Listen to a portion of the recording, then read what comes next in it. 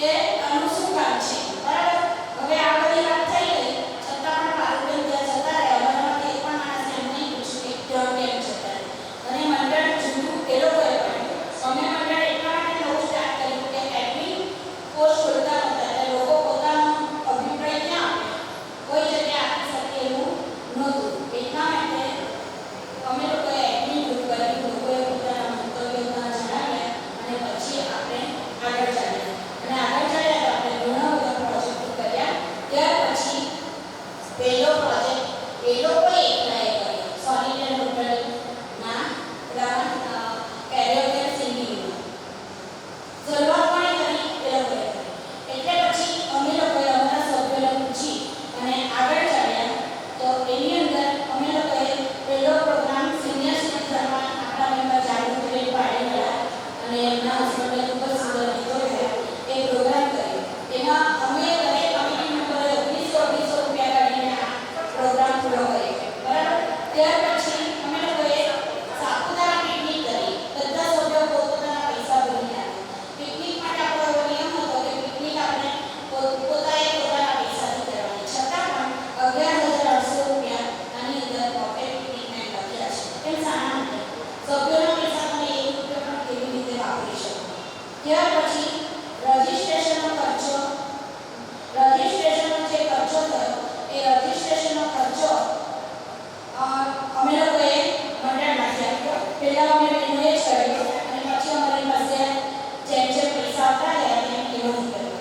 વજનનો programme કર્યો. તો રજિસ્ટ્રેશનમાં એવું હતું કે અનાજ સરકારી ગ્રુપને આપણે એઝ પર ગવર્મેન્ટ રૂલ્સ એની અંદર લખવું પડે કે ચેરિટેબલ ટ્રસ્ટ, એટલે એ નામ ઉમેર્યું અને એની નોંધણી કરાવી અને એ બેંકમાં આપવા ગયા. પણ એ લોકોએ પણ સામે નવી કમિટીમાં આપી દીધું હતું કે અમારી નવી કમિટી આ છે એટલે આ ખાતું આપણું ડિસ્ટ્રિક્ટમાં કરાવ્યું, બરાબર. ત્યાર પછી દરબાર વખતે અનાવિલ યુથ મંડળવાળાએ આપણને દરબારમાં ઇન્વાઇટ કર્યા. ત્યારે પણ દર્શનાબેન, દેવલબેન અને જેટલા આપતા હતા બધાના ખૂબ ફોન થયા કે મનીષ આ લોકો તો ટીકા લગાવવાના, એકચ્યુઅલી અમે અંધાએ અનાવીના ટીકા લગાવવાના હતા. એ લોકોને મિસઅન્ડરસ્ટેન્ડિંગ હતી, બરાબર.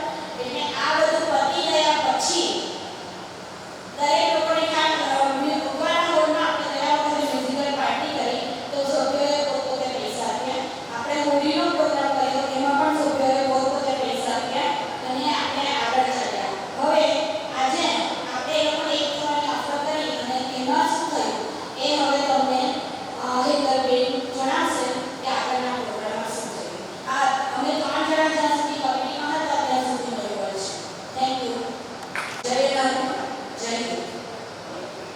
કહેવાય છે કે માણસ પડે તો એકલાને ફ્રેક્ચર થાય, પણ માણસાઈ પડે તો આખા સમાજ બગડે છે. અહીં ઉપસ્થિત સર્વ સન્માનીય મહોદય જય શ્રી કૃષ્ણ. સમાજ આ એક જ શબ્દમાં અનેક અર્થ સમાયેલા છે.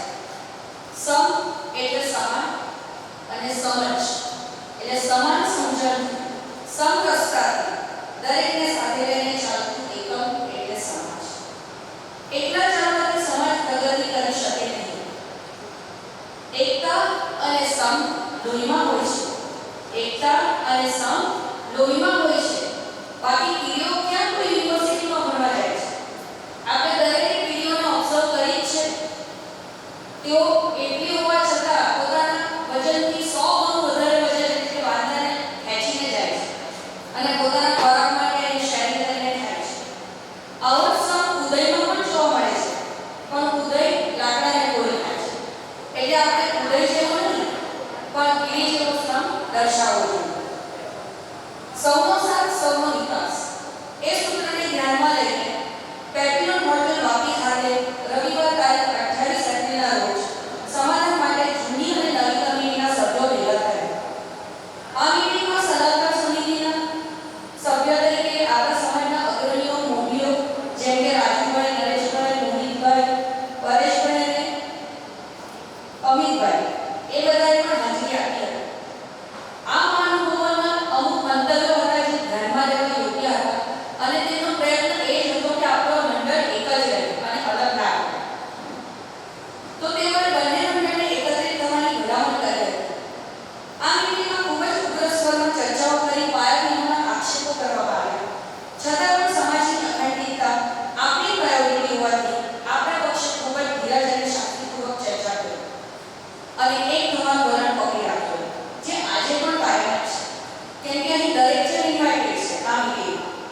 અને સમાધાનની ફોર્મ્યુલા મુજબ બંને પક્ષના 10 મેમ્બર્સ એમ 20 સભ્યોની નવી કમિટી બનાવી મંડળ ચલાવવું એમ નક્કી થયું હતું. તેમાં જૂની કમિટીના અમુક સભ્યોએ અમારે કમિટીમાં રહેવું જ નથી એમ તરત જ ના પાડી દીધી. લગભગ 6 જેટલા સભ્યો હતા જેમને આગળ એક મંડળ ચલાવવામાં કોઈ ઇન્ટરેસ્ટ દાખવ્યો નહીં અને બાકી રહેલામાંથી 10 સભ્યોના નામ લેવાની જવાબદારી તેમના એક પ્રતિનિધિએ લીધી હતી કે અમે તમને 10 નામ આપી દઈશું. ત્યારબાદ તરત જ 2 દિવસમાં તેમના તરફથી ફોન દ્વારા જણાવવામાં આવ્યું કે અમારે સાથે કામ કરવું જ નથી. આમ સ્વેચ્છાએ તેઓ ગ્રુપમાંથી અલગ થઈ ગયા. ત્યારબાદ પણ વારંવાર પોતાના નિર્ણયને વળગી ન રહેતા તેઓએ કાચીડાની જેમ કામ કર્યું અને સમાજના પૈસાનો વહીવટ બેંક એકાઉન્ટમાં ખજાનચીની સહી બદલીને સોંપી શકાય છે પણ તેઓ વહીવટ છોડવા માંગતા નથી અને સહી બદલી આપવાની તેમની તૈયારી નથી. બીજી વાત કે આજીવન સભ્યોની રકમ પણ કોઈને પરત કરી શકાતી નથી. આથી જેને ગ્રુપમાં ન રહેવું હોય તેમના પૈસા અમે તમને આપી દઈશું એ વાત પણ યોગ્ય નથી અને મંડળ એક જ રહી શકે. ફક્ત કમિટીના હોદ્દેદારોને બદલી શકાય છે. આ માટે મંડળનું એક યોગ્ય બંધારણ હોવું જોઈએ. બંધારણ જેમાં બધા નિયમો દર્શાવ્યા હોય